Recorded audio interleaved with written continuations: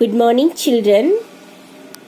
We are in the first lesson, Introduction to Microeconomics, Part 4.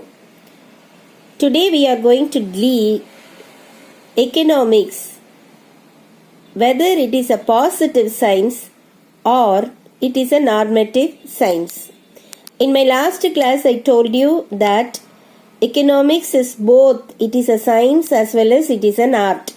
Now, if it is a science, then you must specify whether it is a positive science or a normative science. See, what do you mean by positive science? Positive science deals with what it is, means it, analyzes a problem on the basis of facts and examines its causes. For example, at the time of the price increase, its causes are analyzed. So, what do you mean by positive science? That branch of science which deals with what it is. That is, what is the problem? This type of science analyzes the problem on the basis of the collected facts and examines its cause. Okay, positive science அப்படின்னா என்னன்னா, அந்த பிரச்சனை என்ன அப்படின்றத analyse பண்ணுது.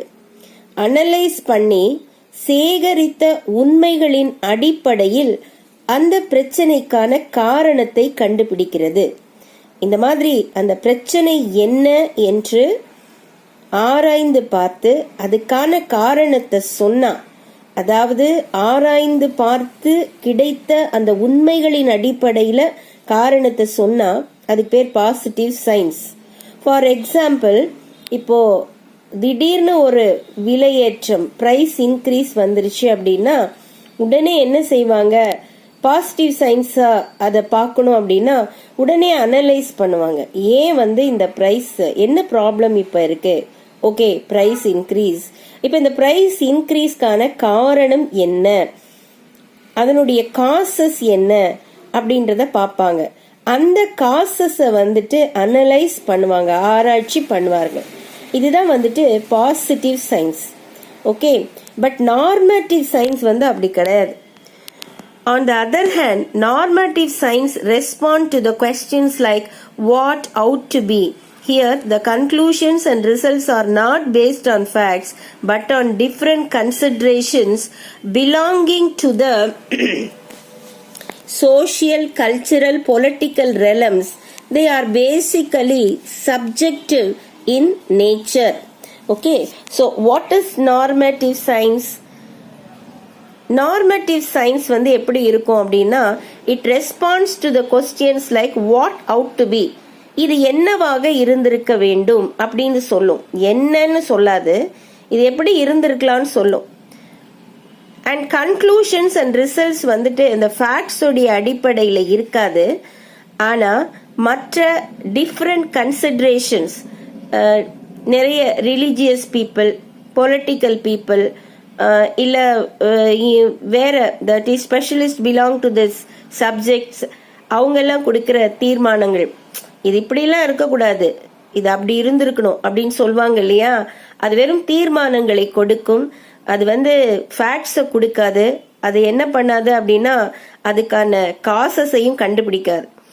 இது இப்படி இல்லாம இப்படி இருந்திருக்கலாம், வாட் அவுட் டு பி, எப்படி இருந்திருக்கலாம், அதான் normative science. Okay, okay, there is a picture they have given you, positive and the normative science. Okay, if the price of the petrol rises, people will buy less. Okay, இப்போ price இன்க்ரீஸ்ன்னு வச்சுக்கோங்க.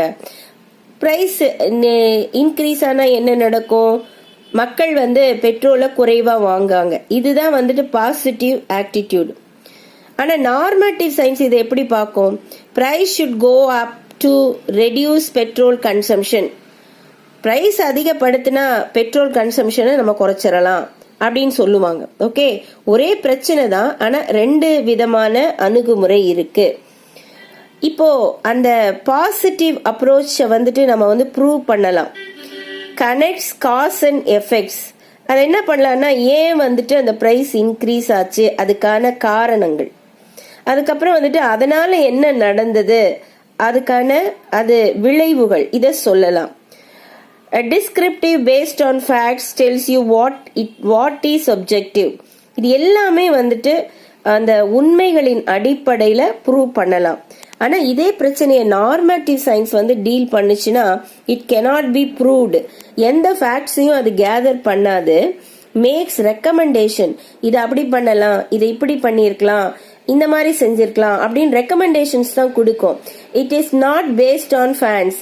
Tell you should be have been, நீ எப்படியெல்லாம் இருந்திருக்கணும், இதெல்லாம் செஞ்சா இது avoid ஆகிருக்கும். அந்த மாதிரி பெர்ஸ்பெக்டிவ் சப்ஜெக்டிவ் வியூஸை தான் வந்துட்டு கொடுக்கும். ஸோ எக்கனாமிக்ஸ் வந்துட்டு it is a positive science அப்படின்னு சொல்றாங்க. ஏன் பாசிட்டிவ் சயின்ஸ் அப்படின்னு சொன்னா, பாசிட்டிவ் சயின்ஸ் வந்து it deals with what it is, what is the problem, and it analyzes the root cause of the problem, and it brings facts to your table and you can examine it causes. But normative science says what you should have done, what ought to be, like that it talks. Okay, in short, positive science is concerned with how and why, and normative science with what ought to be.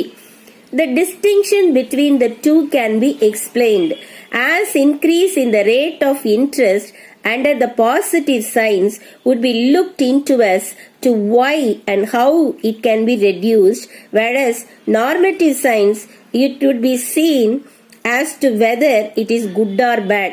இப்போ டக்குன்னு rate of interest வந்து increase ஆயிடுச்சுன்னு வச்சுக்கோங்களேன். அப்போ positive science அதை எப்படி பார்க்கும்னா, ஏன் increase ஆச்சு, என்ன செய்தா இதை குறைக்கலாம், இதான் வந்துட்டு பாசிட்டிவ் சயின்ஸ். ஆனா வந்துட்டு நார்மேட்டிவ் சயின்ஸ் என்ன பண்ணணும் அப்படின்னா, இப்படி எல்லாம் வந்துட்டு ரேட் ஆஃப் இன்ட்ரெஸ்ட் வந்து மேல போனது நல்லதா கெட்டதா அப்படி உட்காந்து ஆராய்ச்சி பண்ணிட்டு இருக்கோம் நார்மேட்டிவ் சயின்ஸ். ஓகே, இப்போ 3 ஸ்டேட்மெண்ட்ஸ் வந்து நம்மளுக்கு கொடுத்துருக்காங்க.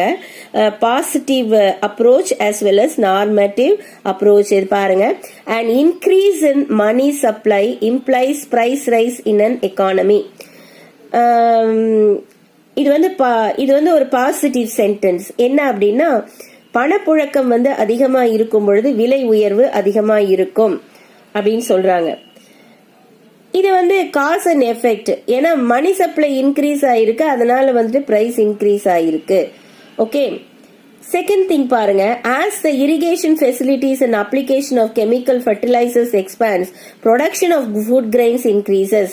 இப்ப இங்க என்ன சொல்ல வராங்கன்னா, இரிகேஷன் ஃபெசிலிட்டிஸ் நீர்ப்பாசன வசதிகள் இதை அதிகரிக்கும் பொழுது, கெமிக்கல் ஃபர்டிலைசர்ஸ் எல்லாம் போடும் பொழுது நமக்கு வந்து நிறைய ஃபுட் ப்ரொடக்ஷன் இன்க்ரீஸ் ஆகும், ஃபுட் கிரெயின்ஸ் வந்து நம்மளுக்கு நிறைய கிடைக்கும்.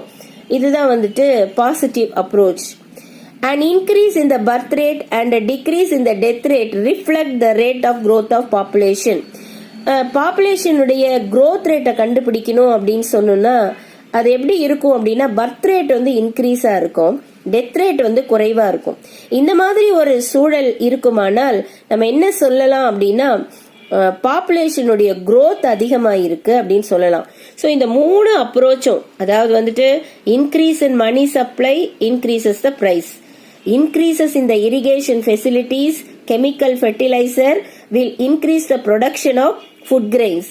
அடுத்தது increase in the birth rate and decrease in the death rate will reflect the rate of growth of population.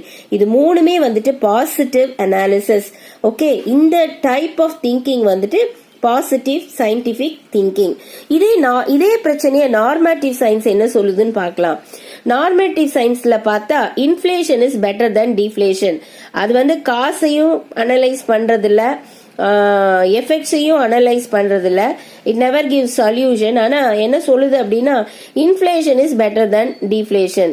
பரவாயில்ல, விலை உயர்வு வந்து விலை தாழ்ச்சியை விட பெட்டர் அப்படின்னு சொல்லுது. More production of luxury good is not good for a less developed country. ஒரு நாட்டில் வந்து அதிகப்படியான லக்ஸுரி குட்ஸ் எல்லாம் ப்ரொடியூஸ் பண்ணா அது வளர்ந்து வர நாட்டிற்கு அழகு கிடையாது. Inequalities in the distribution of wealth and income should be reduced. அதாவது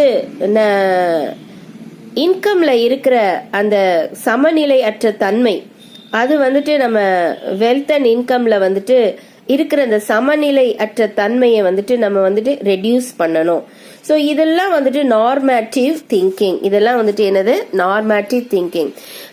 ஸோ அதனால வந்து எக்கனாமிக்ஸ் அப்படின்னு பார்த்தா எக்கனாமிக்ஸ் வந்து பாசிட்டிவாகவும் திங்க் பண்ணும். It is also a positive science. And நார்மேட்டிவாகவும் திங்க் பண்ணும். It is also a normative science. So economics is positive science and also a normative science.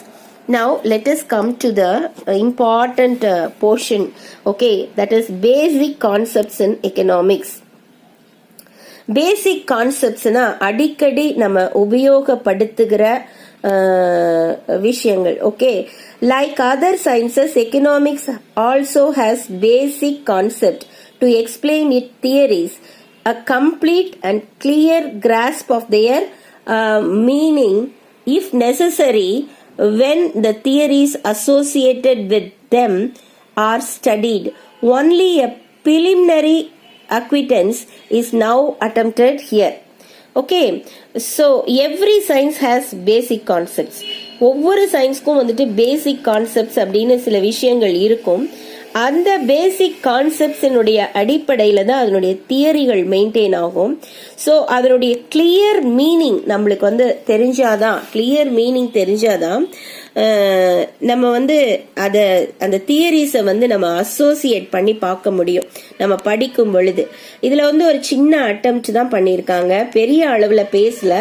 அந்த கான்செப்ட்ஸ் எல்லாம் எக்கனாமிக்ஸ்ல இருக்கிற அந்த முக்கியமான கான்செப்ட்ஸை பிலிமினரி, அதாவது ஆரம்ப நிலையில அனலைஸ் பண்ணியிருக்காங்க. எக்கனாமிக்ஸ்ல அடிக்கடி உபயோகப்படுத்தப்படுற பதம் என்னன்னா குட்ஸ் அண்ட் சர்வீசஸ். இந்த பதம் வந்து பாத்தீங்கன்னா எல்லா இடத்துலயும் வரும். இப்போ what is goods and what you mean by services? Both goods and services satisfy human wants. மனிதனுடைய தேவைகளை எவைகளெல்லாம் திருப்தி படுத்துகின்றனவோ அதுதான் goods and services. In economics the term goods implies the term services also. எக்கனாமிக்ஸ்ல எடுத்து பார்த்தா குட்ஸ் தனியா சர்வீசஸ் தனியா பார்க்க முடியாது, அது ரெண்டும் சேர்ந்தே வரும். அன்லெஸ் ஸ்பெசிஃபைட் அதர்வைஸ், அது தனியா பிரிச்சு காட்டினால் ஒழிய அது ரெண்டும் குட்ஸ் அண்ட் சர்வீசஸ்ன்றது ஒரே கான்செப்டா பார்க்கப்படும். சோ மனிதனுடைய தேவைகளை எதெல்லாம் சாட்டிஸ்ஃபை பண்ணுதோ அதெல்லாம் வந்துட்டு goods and services. Both goods and services satisfy human wants. Okay, இங்க பாருங்க குட்ஸ் கொடுத்திருக்காங்க. குட்ஸ்னா பொருட்கள், அன்றாடம் நம்ம உபயோகப்படுத்துற பொருட்கள், இதெல்லாம் குட்ஸ்ன்ற கேட்டகரியில வருது. சர்வீசஸ் நம்மளுக்கு வந்து ஒரு நாடு வந்துட்டு ராணுவ பாதுகாப்பை நம்மளுக்கு கொடுக்குது, ஹாஸ்பிட்டல்ஸ் வந்து மெடிக்கல் சர்வீசஸ் கொடுக்குது. ஓகே, அந்த மாதிரி நிறைய சர்வீசஸ் எல்லாம் நம்மளுக்கு இருக்கு. இது எல்லாத்துக்குமே நம்ம வந்துட்டு பே பண்றோம். ஓகே, ஒரு பொருட்களை வாங்குறதுக்கும் நம்ம பே பண்றோம், சர்வீசஸ் பெற்றுக்கொள்வதற்கும் நம்ம வந்துட்டு பே பண்றோம். சோ இது எல்லாமே economic activities. It satisfy our wants. So the goods and the things and the services which satisfy human wants are called goods and services. இப்ப பார்க்கலாம், goods also called products, commodities, things. இந்த goodsக்கு இன்னொரு பேர் என்ன அப்படின்னா products, பொருட்கள். Commodities என்றால் அதுவும் வந்து ஃபேக்டரி இண்டஸ்ட்ரியில உருவாக்கப்படுற பொருட்கள். அண்ட் திங்ஸ்னாலும் பொருட்கள். 3 மீனிங் இருக்கு, எல்லாமே ஒரே மீனிங் தான். Goods, products, commodities, things all R same. First இது எப்படி இருக்கும்? As material things they are tangible. இது எல்லாமே வந்துட்டு டான்ஜிபிள் ஆர்டிகல்ஸ், அதாவது வந்து இதற்கு ஒரு வடிவம் இருக்கும், இதை நம்ம தொட்டு உணரக்கூடிய பொருட்களாக இருக்கும். தே ஹாவ் பிசிக்கல் டைமென்ஷன், அவைகளுக்கு ஒரு தோற்றம் இருக்கும். பேனா அப்படின்னா அதுக்கு ஒரு பிசிக்கல் டைமென்ஷன், அதுக்கு ஒரு தோற்றம் இருக்கு இல்லையா? ஒரு சோப் அப்படின்னு சொன்னா அதுக்கு ஒரு பிசிக்கல் டைமென்ஷன் இருக்கு. Their physical attributes can be preserved over a time. ஒரு குறிப்பிட்ட காலம் வரையில அதனுடைய அந்த தோற்றத்தை நம்ம வந்துட்டு அதனுடைய பிசிக்கல் ஆட்ரிபியூட்ஸை வந்துட்டு நம்ம பாதுகாக்க முடியும். Next one is exist independently of their owner. அது வந்து இண்டிபெண்டா இருக்கும், அந்த ஓனரோட ஒட்டிட்டு இருக்காது. இப்போ ஒரு டாக்டருடைய சர்வீசஸ் பத்தி படிச்சா அது ஓனரோட ஒட்டிட்டு இருக்கும், அந்த டாக்டரோட ஒட்டிட்டு இருக்கும். ஆனா பாருங்க, நம்ம வந்து ஒரு பக்கெட் வாங்கணும் அப்படின்னா அந்த கடைக்காரனோட ஒட்டாது, அது தனியா இருக்கும் அந்த பொருள். Exist independently of their owner or owned by some persons. அது யாராவது ஒருவருக்கு சொந்தமா இருக்கும். ஆர் டிரான்ஸ்ஃபரபிள், பொருட்களை நம்ம ஒரு இடத்துல இருந்து இன்னொரு இடத்திற்கு டிரான்ஸ்ஃபர் பண்ணலாம். ஹேவ் வேல்யூ இன் எக்ஸ்சேஞ்ச், அதை நம்ம மாற்றி கொடுக்கும் பொழுது அந்த பொருட்களுக்கான வேல்யூ அதை வந்து நம்ம எக்ஸ்சேஞ்ச் பண்ணிக்க முடியும். ஃபர்ஸ்ட் திங், குட்ஸ் அப்படின்னு சொன்னா என்ன? Goods are also called products, commodities, things. They are material things, they are tangible, they have physical dimensions and physical attributes, they exist independently of their owner, they are owned by some persons, are transferable, they have value in exchange. The next thing is kinds of goods and services. In the goods liye வந்து there are different kinds இருக்கு. ஒன்று வந்து free goods அப்படின்னு இருக்கு, economic goods அப்படின்னு இருக்கு. Free goods are available in nature, இயற்கையிலிருந்து நமக்கு கிடைக்கிற எல்லா குட்ஸுமே வந்துட்டு ஃப்ரீ குட்ஸ். காற்று, தண்ணீர், இதெல்லாம் வந்து சூரிய வெளிச்சம், இதெல்லாம் வந்துட்டு free good. Free goods are available in nature and in abundance. Abundanceனா நிறைய கிடைக்குது. We will get more. Man does not need to incur any expenditure to own or use them. மனுஷன் வந்து இதுக்காக வந்து செலவு பண்ண வேண்டியதில்லை. இதை பெற்றுக்கொண்டு அனுபவிக்க செலவு பண்ண வேண்டாம். For example, air and sunshine. Water was also an example in the past, but at present it has exchange value, so it is not free good. முன்னெல்லாம் வந்துட்டு இந்த கேட்டகரியில வாட்டரும் இருந்தது, ஆனா இப்போ வாட்டரை பாட்டில் அடிச்சு விற்கிறாங்க. அது எக்கனாமிக் குடா மாறிடுச்சு. அதனால அது ஃப்ரீ குட் அப்படின்னு சொல்ல முடியாது. எதெல்லாம் நமக்கு இயற்கையில கிடைக்குதோ, எதெல்லாம் நம்ம பயன்படுத்துறோமோ, ஃப்ரீயா பயன்படுத்துறோமோ, அதெல்லாம் வந்துட்டு ஃப்ரீ குட். ஓகேவா? ஸோ எக்ஸாம்பிள் இதுல என்ன பார்த்தோம்? Sun as well as sunshine as well as air பார்த்தோம். Nowadays water cannot be included into this particular section. So next thing is Milton Friedman is an economist. Milton Friedman, a Nobel laureate. அவர் வந்து Nobel prize வாங்கினவர். அவர் வந்து ஒரு பாப்புலரான saying வந்து அவர்கிட்ட இருக்கு. என்னன்னா, there is no such thing as a free lunch. இலவச உணவு அப்படின்லாம் எதுவுமே கிடையாது. He means that it is impossible to get something for nothing. ஒண்ணுமே கொடுக்காம ஒரு பொருளை வாங்கணும் அப்படின்னா அது முடியாது அப்படின்னு சொல்றாரு. Okay, even those offered free always cost a person or a society as a whole. எதையாவது ஃப்ரீன்னு சொல்லி கொடுத்தாங்கன்னா அதுக்கு யாராவது ஒருத்தர் காஸ்ட் பே பண்ணிருப்பாங்க. ஓகே, ஒரு பர்சன் பே பண்ணிருப்பாரு, இல்லைன்னா சொசைட்டி ஹஸ் அ ஹோல் மறைமுகமா அதை பே பண்ணிருக்கோம். It's cost a owner, it cost a owner, it is hidden. அது அந்த காஸ்ட் அது வந்து என்னன்னா, sorry, it cost whoever is hidden. அதனுடைய காஸ்ட் வந்து மறைவாக இருக்கும், அது வெளிப்படையா தெரியாது. ஃப்ரீயா இலவச பொருட்கள்னா கொடுக்கறாங்க இல்லையா? ஆனா யாரோ ஒருத்தர், ஒரு கவர்மெண்டோ இல்ல ஒரு சொசைட்டியோ அதுக்கான பணத்தை பே பண்ணி இருக்கும்.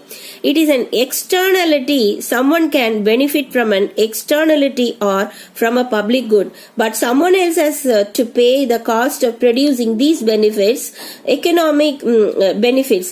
அதாவது வந்துட்டு என்ன அப்படின்னு சொன்னா, இலவச பொருட்கள் அப்படின்னு கொடுக்கறாங்க. அதுக்கு இலவச பொருட்கள்னா அதுக்கு யாருமே பே பண்ணல அப்படின்னு சொல்ல முடியாது.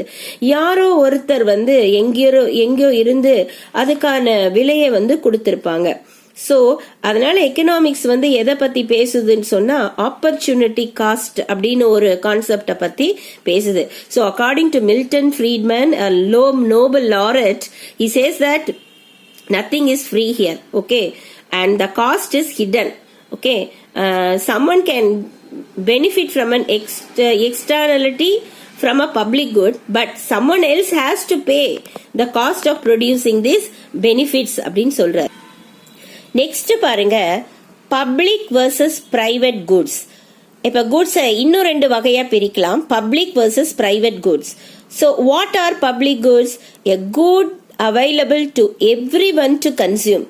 எல்லாருக்கும் அந்த பொருள் கிடைக்கணும், regardless of who pays and who does not. யாரு வந்து பணம் கட்டுறாங்க, யாரு பணம் கட்டல, அந்த காரியத்தை எல்லாம் பார்க்காம ஒரு பொருள் எல்லாருக்குமே கிடைச்சா அதுக்கு பேர் public good. Spill over benefits, அதனுடைய பெனிஃபிட்ஸ் எல்லாம் வந்துட்டு பகிர்ந்தளிக்கப்படுகிறது. நான் ரைவல் இன் கன்சம்ஷன், அதுக்கு போட்டி கிடையாது. அண்ட் நான் எக்ஸ்க்ளூடபிள், அதை வந்து யாருமே வந்துட்டு யாரையும் அதில் தள்ளி வைக்க முடியாது. ஓகே, எல்லாருக்கும் கிடைக்கிற ஒரு பொருளை வந்துட்டு what we call public good. Example, national defence, law enforcement. National defence, இப்போ நம்ம வந்து நமக்கு எல்லாருக்குமே இந்த நேஷனல் டிஃபென்ஸ் கிடைக்குது. நமக்கு ஒரு ராணுவம் சேவை செய்து இல்லையா? இது வந்து எல்லாருக்குமே, இதுக்காக வந்துட்டு யாரும் பே பண்றவங்க பே பண்ணாதவங்க அந்த மாதிரி எல்லாம் எதுவுமே கிடையாது. இந்த பெனிஃபிட்டை வந்துட்டு நம்ம எல்லாருமே அனுபவிக்கிறோம். அதே மாதிரி லா என்ஃபோர்ஸ்மெண்ட், லா சட்டத்துறையில் இருக்கிற சில விஷயங்களும் வந்துட்டு நமக்கு வந்து பப்ளிக் குட் மாதிரி இல்ல கிடைக்குது. Okay, next is private goods. இந்த பிரைவேட் குட் வந்து இதுக்கு opposite. A good consumed by a single person or a household, no spillover benefits, rival in competition and excludable. Private goods பாத்தீங்க அப்படின்னா, a good is consumed by a single person. ஒரு பொருள் தனி நபராலேயோ ஒரு வீட்டாராலேயோ வாங்கப்பட்டா, அவங்களுக்குன்னு அதை ஒன்று வாங்கினாங்கன்னா அது என்னது? Private good. No spill over benefits, அது அவங்களுக்கு மட்டும்தான் பயன்படும், மற்றவர்களுக்கு அதை ஸ்பில் ஓவர் பண்ண முடியாது. அதுல வந்து நிறைய போட்டி இருக்கும். ரைவல் இன் கன்சம்ஷன், அந்த பொருளை வாங்குறதுல போட்டி இருக்கும். And it is excludable. For example, food and drink. Okay, நான் போய் ஹோட்டல்ல வந்துட்டு ஒரு குறிப்பிட்ட டிஷ்ஷஸ் ஆர்டர் பண்ணி அதை வாங்கிட்டு வந்தேன்னா அது எனக்கு வந்து பிரைவேட் குட். இப்போ என்னுடைய வீட்டார் போய் ஒரு மளிகை ஜாமான லிஸ்ட் கொடுத்து அந்த மளிகை பொருட்களை வாங்கிட்டு வந்தாங்கன்னா அது என்னது? Private good. அவங்க வர வழியில் அது எல்லாருக்கும் கொடுத்துட்டுலாம் வரமாட்டாங்க இல்லையா? வாங்கினாங்களா வீட்டுக்கு வந்துருவாங்க. அதே சமயத்துல வந்து நான் சில பொருட்கள் இந்த மாதிரி பிரைவேட் கூட வாங்க போகும் பொழுது சில வேளைகள்ல நான் வந்துட்டு அந்த இடத்துல நிறைய போட்டிகளை சந்திக்கலாம். பொருட்கள் வந்து குறைவா இருந்ததுன்னா ரைவல் இன் கன்சம்ஷன், நிறைய போட்டி இருக்கும். எப்படின்னு சொன்னா, இப்போ ஒரு 10 பேக் இருக்கு அப்படின்னு சொன்னா அங்க வந்துட்டு ஒரு 20 பேர் இருந்தாங்க அப்படின்னு சொன்னாங்கன்னா அது யாருக்கு கிடைக்கும் அப்படின்றது வந்துட்டு அது வந்துட்டு ஒரு போட்டி மனப்பான்மையை அந்த இடத்துல கொண்டு வந்துடும். ரைவல் இன் கன்சம்ஷன். ஸோ பிரைவேட் குட்க்கு இதெல்லாம் இருக்கு. ஆனா பப்ளிக் குட்க்கு வந்துட்டு அந்த மாதிரி போட்டி அதெல்லாம் கிடையாது. ஓகேவா? So goods are divided into public and private goods. What is public good? A good available to everyone to consume, regardless of who pays and who does not. There is a spillover benefits. And non-rival, it is non-rival in consumption and non-excludable. Example, national defense, law enforcement. Next is private good. A good consumed by a single person or a household. No spillover benefits. Rival in consumption and excludable. Example, food and drink. Okay. On the other hand, economic goods are not available in plenty. They are scarce in supply. Man has to spend money to own or use them. ஒரு விஷயம் என்னன்னு பார்க்கணும்னா, economic goods, what you மீன்? திரும்பவும் சொல்றேன், economic goods, பணம் கொடுத்து எதையெல்லாம் நீங்க வாங்குறீங்களோ அதெல்லாம் economic goods. Okay, are not available in plenty. பொதுவா இது வந்து ரொம்ப நிறைய கிடைக்காது. They are scarce in supply. அது வந்து குறைவா இருக்கும், அளவில் வந்து குறைவா இருக்கும். Man has to spend money to own or use them. அதை பெறுவதற்கு மனிதன் பணம் சம்பாதிக்க வேண்டும், அதை உபயோகப்படுத்த மனிதன் பணம் சம்பாதிக்க வேண்டும். இப்போ மறுபடியும் குட்ஸ் ரெண்டா பிரிக்கிறாங்க, consumer goods and capital goods. Consumer goods அப்படின்னா என்னன்னா, டைரக்ட்லி சாட்டிஸ்ஃபை ஹியூமன் வாண்ட்ஸ். அது வந்து அப்படியே கிடைச்ச உடனே அது அந்த மனுஷனுடைய தேவையை பூர்த்தி செஞ்சிடும். For example, TV, furniture, automobile etcetera. நான் ஒரு டிவி வாங்கணும் போறேன், வாங்கிட்டேன். உடனே வந்துட்டு அது என்ன பண்ணுது? என்னுடைய வாண்ட்டை வந்து சாட்டிஸ்ஃபை பண்ணுது. ஓகே, பாருங்க கீழே வந்துட்டு கன்சியூமர் குட்ஸ் எல்லாம் கொடுத்துருக்காங்க. இந்த படத்துல பாக்குற பொருட்கள் எல்லாமே வந்துட்டு நமக்கு கன்சியூமர் குட்ஸ். ஓகே, அடுத்தது வந்து capital goods. Also it is called as producer good. Don't directly satisfy the consumer wants. They help to produce consumer goods. For example, machines do not directly satisfy the consumer in the factories. The manufacturers need these goods. Okay, so capital goods அப்படின்னா என்ன அப்படின்னா, ஒரு பொருளை உருவாக்க நம்ம வந்து பயன்படுத்துற பொருட்கள் அந்த ப்ரொடியூசர் வந்து பயன்படுத்துவாரு. அதுதான் வந்துட்டு கேபிட்டல் குட். ஓகே, இது வந்து டைரக்டா வந்து வாண்ட்ஸை சாட்டிஸ்ஃபை பண்ணாது. ஆனா they help to produce consumer goods. இந்த மிஷின்ஸை வச்சுதான் நம்ம கன்சியூமர் குட்ஸை வந்துட்டு நம்ம ப்ரொடியூஸ் பண்ண முடியும். உதாரணத்திற்கு மெஷின் வந்து ஒரு கன்சியூமர் குட். இது யார் உபயோகப்படுத்துவா? ப்ரொடியூசர் தான் உபயோகப்படுத்துவாங்க. எதுக்கு? கன்சியூமர் குட்ஸ் எல்லாம் பண்றதுக்கு தான் உபயோகப்படுத்துவாங்க. ஸோ கேபிட்டல் குட்ஸ்க்கு இன்னொரு பேர் என்ன? Producer good. Okay, next is perishable goods and durable goods. Perishable அப்படின்னா என்னன்னா சீக்கிரம் அழுகி போயிடும். ஓகே, சீக்கிரம் வேஸ்ட் ஆயிடும். அதை வந்து ஒரு குறிப்பிட்ட டைமுக்கு மேல வைக்க முடியாது. Perishable goods are short lived. அதனுடைய வாழ்நாள் குறைவா இருக்கும். Their lifespan is limited. For example, fish, fruits, flowers, etc. do not have a long life. இந்த பூக்கள், மீன்கள், பழங்கள் இந்த மாதிரி பொருட்கள் எல்லாமே perishable goods. ஏன்னா அவங்களுடைய லைஃப் ஸ்பேன் வந்து ரொம்ப குறைவா இருக்கு. அண்ட் அது வந்து ரொம்ப நேரத்துக்கு இருக்காது. So we call it as a perishable goods. ஆனால் டியூரபிள் குட்ஸ் இதுக்கு ஆப்போசிட். செமி டியூரபிள் குட்ஸ் இதெல்லாம் வந்துட்டு have a long little longer life. இது ரொம்ப நாளைக்கு நம்ம கிட்ட இருக்கும். Okay, life time than perishable குட்ஸை விட ரொம்ப நாளைக்கு இது நம்ம கிட்ட இருக்கும். ஃபார் எக்ஸாம்பிள் டேபிள், சேரு, பீரோ, கட்டில் இதெல்லாமே வந்துட்டு என்னது? Durable goods. இது அவ்வளவு சீக்கிரம் வந்துட்டு எதுவும் பாதிக்கப்படாது. இது நம்ம கிட்ட கொஞ்ச நாளைக்கு வந்துட்டு இருக்கும். இப்ப நம்ம 2 பார்த்தோம். குட்ஸ் வந்துட்டு என்னது? பெரிஷபிள் குட்ஸ், ரொம்ப குறைவான ஷார்ட் லைஃப் டைம் உள்ளது. டியூரபிள் குட்ஸ் வந்து. Next thing is services. Along with goods and services are produced and consumed. Along with goods, services are produced and consumed. They are generally possess the following things. Okay. இந்த பொருட்களின் உற்பத்தியோட சர்வீசஸும் வந்து மார்க்கெட்டபிளா மாறுது.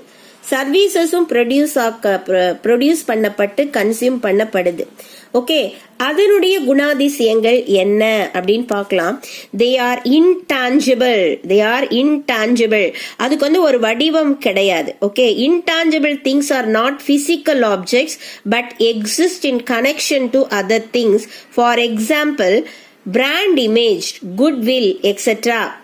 Okay, அதாவது வந்து இதெல்லாம் intangible, கண்களால பார்க்க முடியாத விஷயங்கள். இப்போ ஒரு பிராண்ட் இமேஜ், பிரஸ்டீஜ் குக்கர் அப்படின்னா பிரஸ்டீஜ் அப்படின்னா அது ஒரு பிராண்ட் இல்லையா? ஒரு குட்வில் இருக்கு ஒரு பொருட்களுக்கு. இந்த பிராண்ட் இமேஜ், குட்வில் இதெல்லாமே வந்துட்டு intangible. But today the intangible things are converted and stored into tangible items such as recording a music piece into a pen drive. They are marketing as a good. இப்ப music வந்து என்னன்னா intangible. மியூசிக்க வந்து ஒரு வடிவமா packet பண்ணி இதான் மியூசிக்னு சொல்ல முடியாது. ஆனா இப்ப என்ன பண்ணிடுறாங்க அப்படின்னு சொன்னா அந்த மியூசிக் பீஸை வந்து ரெக்கார்ட் பண்ணி ஒரு பென் டிரைவ்ல போட்டு அதை மார்க்கெட்டுக்கு கொண்டு வந்துடுறாங்க. இப்ப அந்த மாதிரி ஆயிடுச்சு.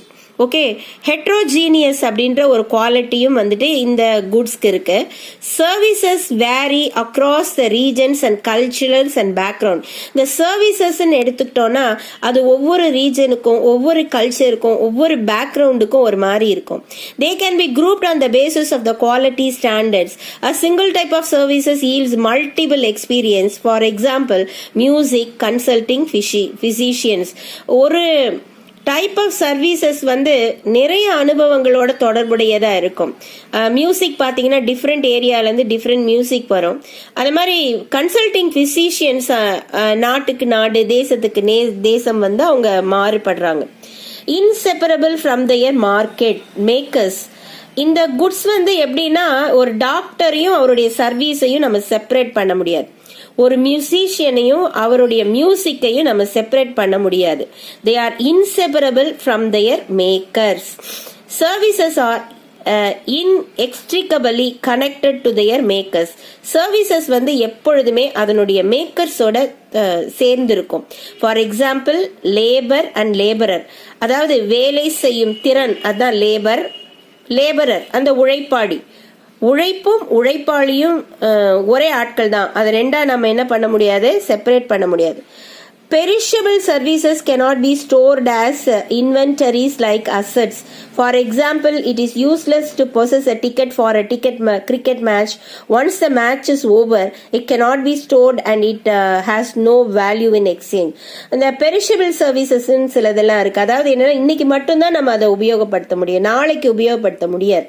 அந்த மாதிரி இருக்கிறது வந்து பெரிஷபிள் சர்வீசஸ். ஃபார் எக்ஸாம்பிள், ஒரு கிரிக்கெட் மேட்சுக்கான டிக்கெட், இப்போ மேட்ச் வந்து நேத்தே முடிஞ்சிருச்சுன்னா அந்த டிக்கெட் இன்னைக்கு வச்சுட்டு நம்ம ஒண்ணுமே பண்ண முடியாது. So they are perishable services. Okay, now what we have seen that economics is both positive as well as normative science. What is positive science? Positive science always deals with what it is and it analyzes the problem on the basic facts and examines its cause. But what normative science? Normative science talks what ought to be. Here the conclusion and results are not based on the facts. Okay, considerations are given. Okay. Next we saw about goods and services. Both goods and services satisfy human wants. Okay, in economics the term goods implies the term services also, unless it is specified. Okay, we call that is goods also called product, commodities, things. They are material things and tangible. They have physical dimension. They exist independently of their owner. They are owned by some person and goods are transferable. They have value in exchange. And we saw many types of goods, kinds of goods and services. Free and economic goods. Free goods are available in nature and we get them in abundance. Man does not incur any expenditure to own such goods. Air and sunshine are example. Okay. And we saw about public as well as private goods.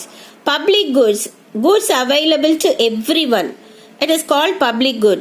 There is spillover and it is non-rival in consumption and non-excludable.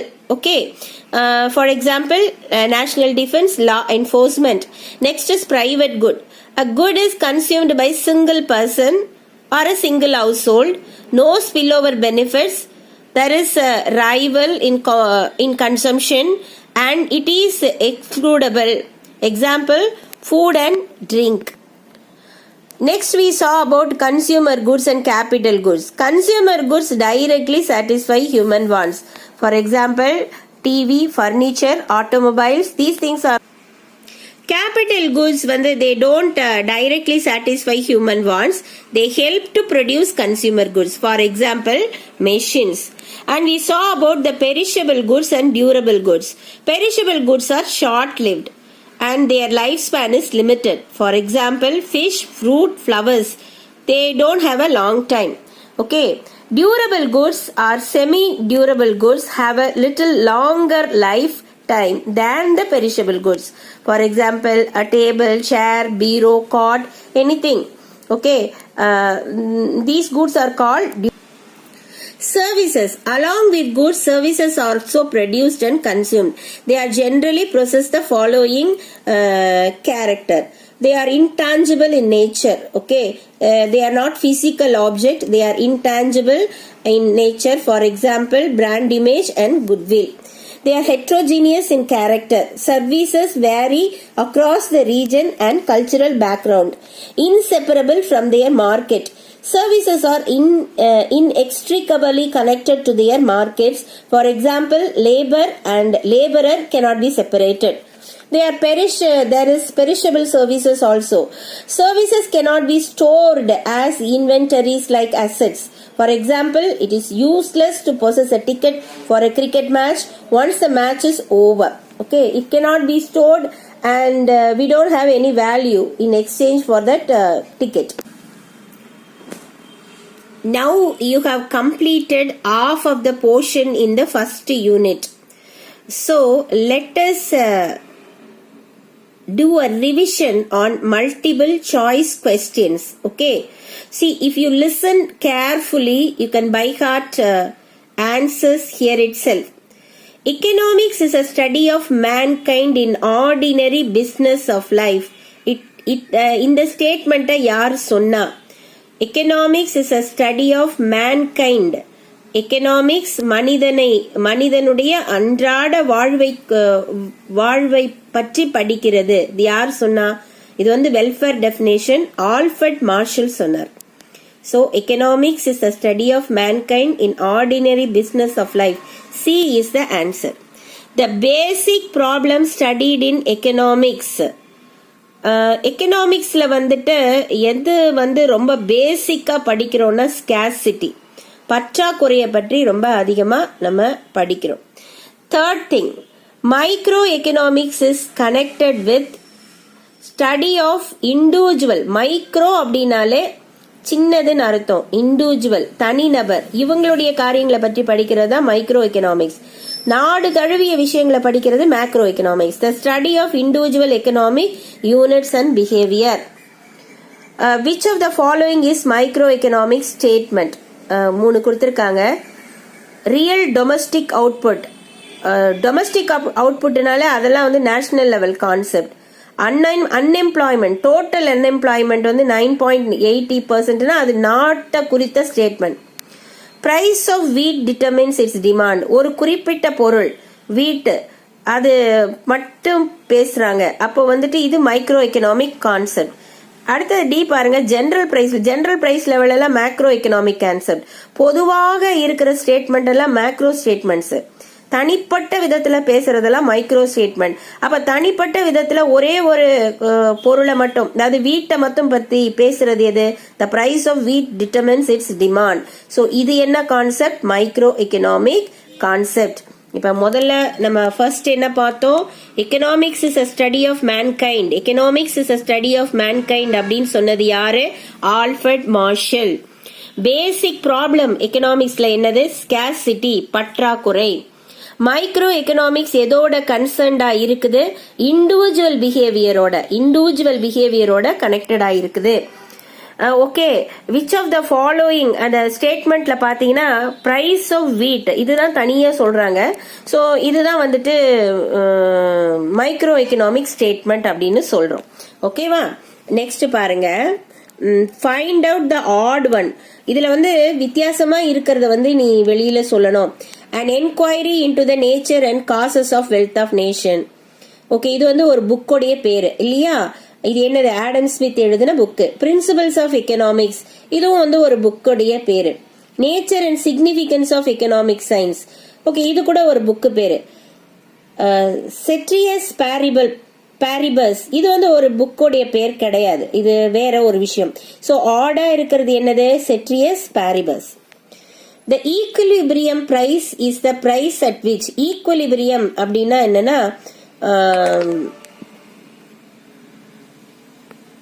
equilibrium அப்படின்னா என்ன? quantity demanded equal to quantity supplied. supply is equal to demand அப்படின்னு வந்தாதான் அது equilibrium price. supply 100, demand 100, ரெண்டுமே ஈக்குவலா இருக்கு அப்படின்னா அது equilibrium price. Okay, next, the author of an enquiry into the nature and causes of wealth of nation. wealth of nation அப்படினாலே உங்களுக்கு தெரிஞ்சிரணும் அது யாருடைய டெஃபினேஷன்? ஆடம் ஸ்மித்தோடைய definition. economic studies human behavior as a relationship between ends and scarce means. the scarce means பற்றாக்குறை வந்தாலே அது யாரு? Lionel Robbins. ஓகேவா? Lionel Robbins. Who is the father of economics?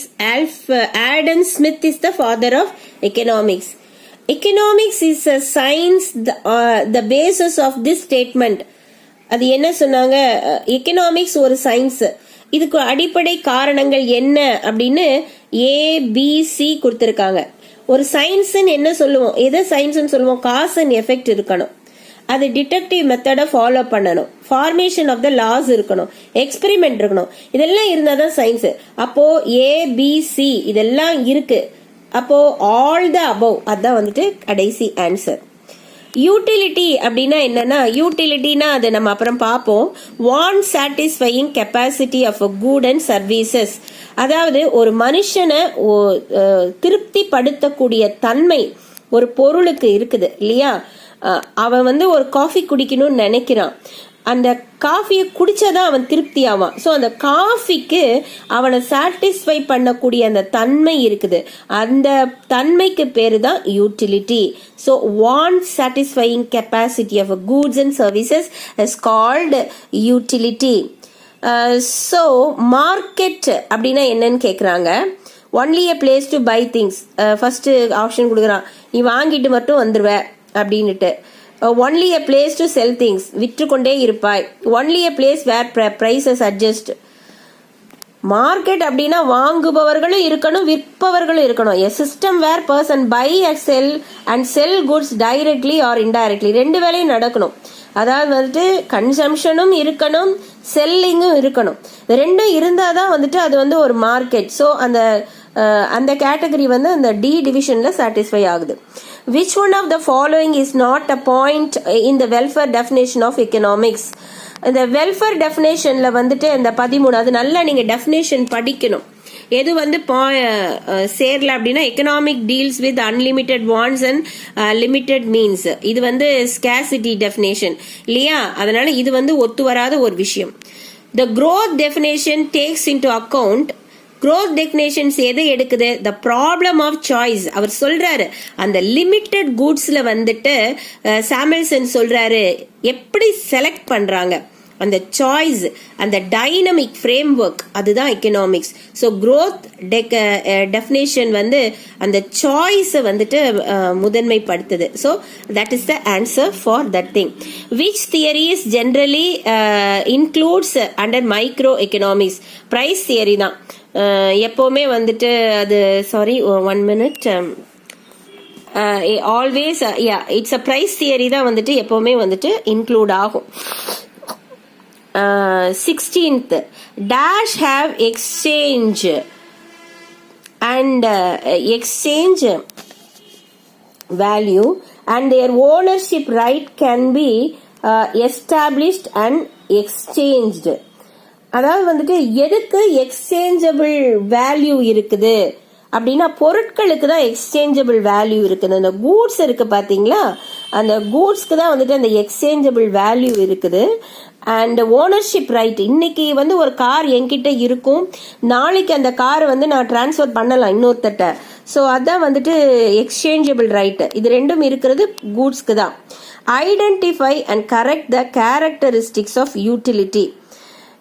Utility it depends upon consumers mental attitude.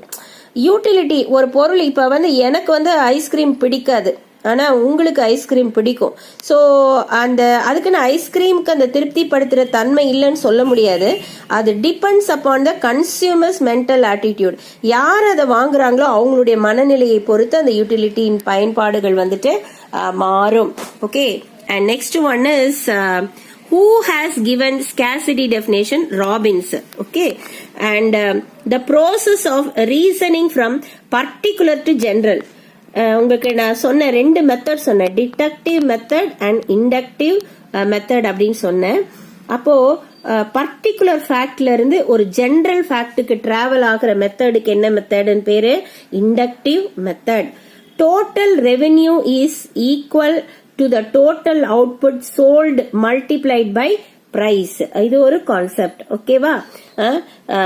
so you can easily learn these questions. Okay, நீங்க வெறுமனே மனப்பாடம் பண்றதை விட நீங்க அந்த கான்செப்ட் என்னன்னு புரிஞ்சுக்கிட்டீங்கன்னா, அது என்னன்னு பாத்துட்டீங்கன்னா நீங்க மனப்பாடமே பண்ண வேண்டாம். இப்போ உங்களுக்கு what is the capital of India அப்படின்னா டக்குன்னு நீங்க டெல்லின்னு சொல்லுவீங்க. ஏன்னா அந்த ஃபேக்ட் உங்களுடைய தலைக்கு வந்துருச்சு, அந்த ஃபேக்ட் உங்களுக்கு போயிடுச்சு. அதனால நீங்க இது கல்கட்டாவா பாம்பேவா அப்படிலாம் லேர்ன் பண்ணிட்டு இருக்க மாட்டீங்க. அந்த மாதிரி take the facts into your brain so that you need not by heart things and you can easily answer for these questions. So I completed the revision of this multiple choice questions and I have given a list of questions that is that is from part B. I think I gave you what is meant by economics, define microeconomics, what are goods, அந்த மாதிரி வந்துட்டு questions கொடுத்துருக்கேன். அதுக்கப்புறம் வந்துட்டு answer the following questions in one பேராகிராஃப்ல explain the scarcity definition, அந்த Lionel அந்த scarcity definition கொடுத்துருக்கேன். பார்ட் டில வந்துட்டு உங்களுக்கு வந்து compare and contrast various definitions of economics. So if you can study in the book and if you follow any guide you can use it. So study well, and I gave you some questions and it is your unit test and you can study them nicely and write them. Okay, all the best. Thank you.